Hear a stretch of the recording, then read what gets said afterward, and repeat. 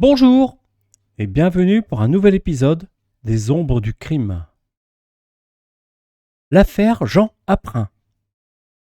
Le meurtre sous emprise. Bonsoir, cher auditeur. Imaginez un petit village du Var.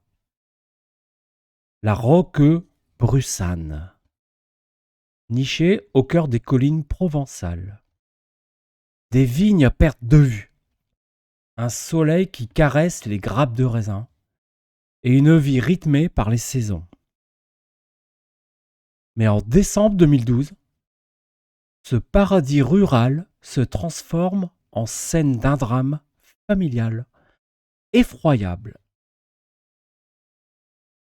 Au centre de cette histoire, un homme, Jean Apprin, viticulteur de 48 ans, père de famille. Assassiné par ceux qui auraient dû l'aimer le plus. Une mère manipulatrice, un fils adolescent sous emprise, un meurtre orchestré dans l'ombre. Voici l'affaire Jean Apprin, un récit de machination criminelle qui glace le sang. Une plongée dans les abysses de la manipulation psychologique, de la trahison familiale et des secrets enfuis. Attachez-vous, car ce voyage durera 1 heure et demie et il vous hantera longtemps.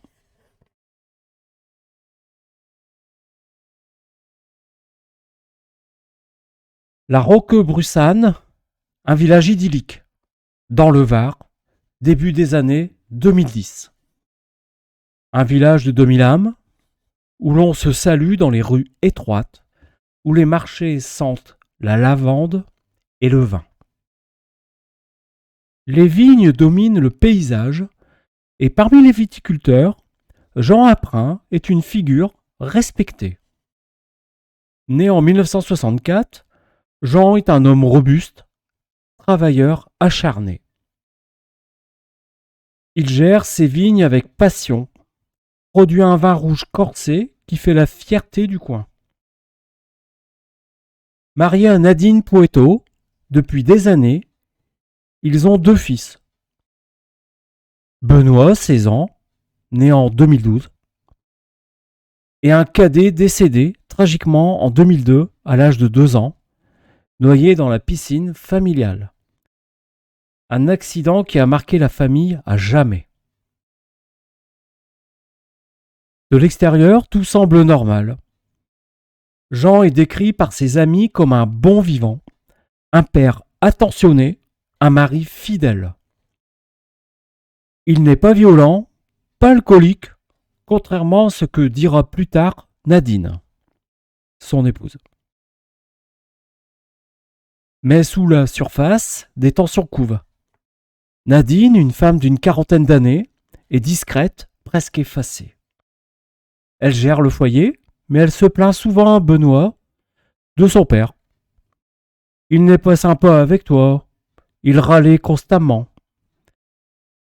Petit à petit, elle tisse une toile de mensonges, dépeignant Jean comme un bourreau. Benoît, leur fils, adolescent sensible, est sous l'emprise de sa mère. Elle le manipule, le convainc que leur vie serait meilleure sans Jean. Des années de lavage de cerveau, de plaintes incessantes, qui culminent en un plan machiavélique. Mais pour l'instant, en décembre 2012, personne ne se doute de rien.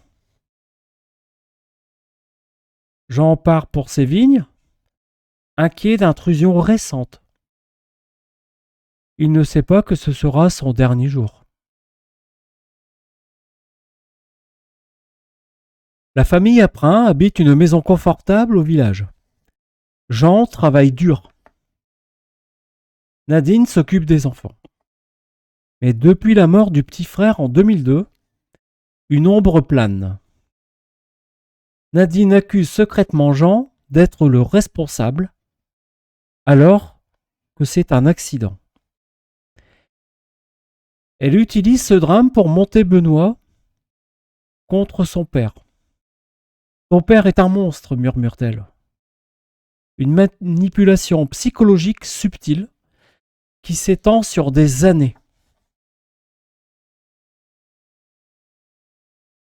Le 5 décembre 2012, Jean Apprin, alerté par des signes d'effraction dans ses vignes, décide de passer la nuit dans un hangar isolé au milieu des champs. Il emporte un fusil, du café et s'installe. Nadine et son fils Benoît savent où il est. Ce soir-là, le plan se met en marche. Selon les aveux ultérieurs, Nadine prépare du café empoisonné avec des cachets pilés, des antidépresseurs ou des somnifères. Benoît, sous les ordres de sa mère, apporte le breuvage à son père. Jean boit, s'affaiblit. Puis, Benoît l'étouffe avec un coussin imbibé de produits toxiques, peut-être du désherbant ou du nettoyant. Un meurtre froid, calculé. Le corps est placé dans le coffre de la voiture de Jean pour simuler un suicide ou un accident. Le lendemain, le 6 décembre, Nadine découvre le corps. Elle appelle les gendarmes en larmes. « Mon mari, il est mort !» sanglote-t-elle. Les premiers arrivants notent pas de signe évident de violence. Le capitaine Julien Navarro dira plus tard, concernant l'examen du corps, il n'y a rien qui puisse laisser paraître une mort non accidentelle. On pense à une crise cardiaque. Le village est en deuil. Les funérailles attirent la foule. Mais des doutes émergent. Pourquoi le corps dans le coffre ? Pourquoi ces produits chimiques près de lui ? Nadine joue la veuve éplorée. Benoît, son fils, lui, est rongé par la culpabilité. 3 semaines passent. Le 27 décembre, Benoît craque. Il se rend seul à la gendarmerie de Brignoles. « J'ai tué mon père », avoue-t-il, avec l'aide de ma mère. Un choc pour les enquêteurs. Benoît, 16 ans, raconte tout. Ma mère m'a dit que papa était violent, qu'il avait tué mon petit frère en 2002, qu'on serait mieux sans lui. Il décrit les tentatives précédentes. Nadine aurait déjà essayé d'empoisonner Jean, mais sans succès. Benoît se voit comme le bras armé de sa mère. Elle m'a manipulé, dit-il. Nadine est arrêtée, mais elle nie. C'est mon fils Benoît qui a tout fait. Je n'ai rien à voir là-dedans. Mais les preuves s'accumulent. L'autopsie révèle des traces de poison dans le sang de Jean. Une suffocation. Pas de signe de violence conjugale dans le passé de Jean. Au contraire. Amis et voisins le décrivent comme gentil, travailleur. Romane Mélis, journaliste, notera. De l'extérieur, tout laisse à penser qu'elle l'a manipulé puisque rien n'a jamais prouvé que Jean Apprin était un mari violent. Tous les éléments vont plutôt dans l'autre sens. L'enquête se penche sur la dynamique familiale. Nadine, possessive, isolait Benoît de son père. Elle utilisait le drame de 2002 pour semer la haine. Un expert psychiatre diagnostique une emprise psychologique. Le village est stupéfait. Comment une mère peut-elle pousser son fils à tuer ? Les rumeurs enflent. Assurance vie peut-être ? Dette ?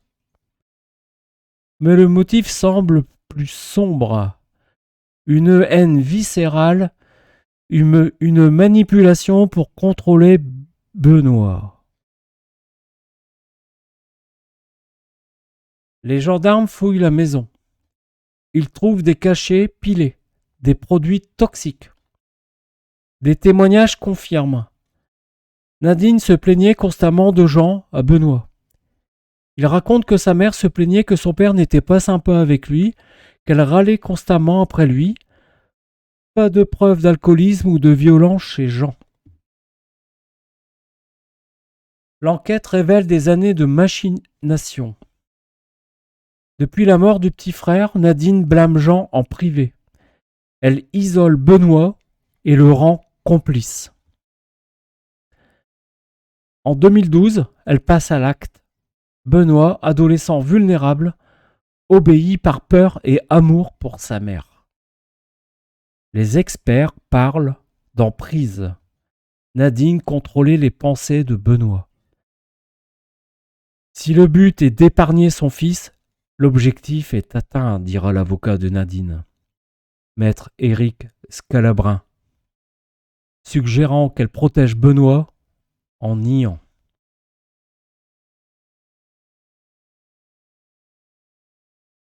Juillet 2015, la cour d'assises de Draguignan est bondée.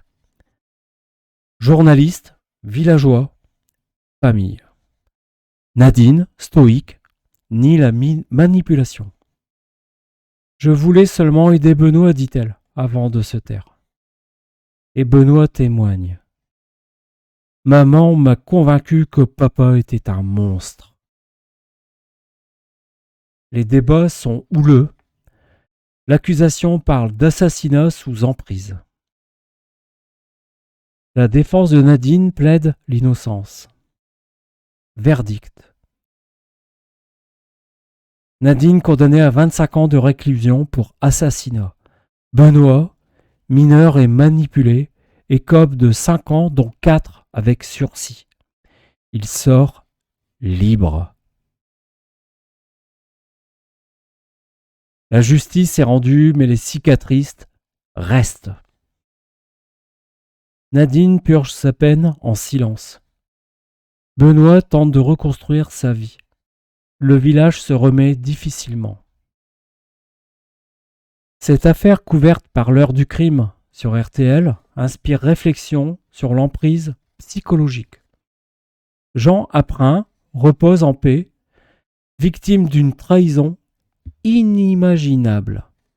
Une histoire qui nous rappelle le danger peut venir de l'intérieur. Merci pour cette écoute. À très bientôt pour d'autres récits sombres.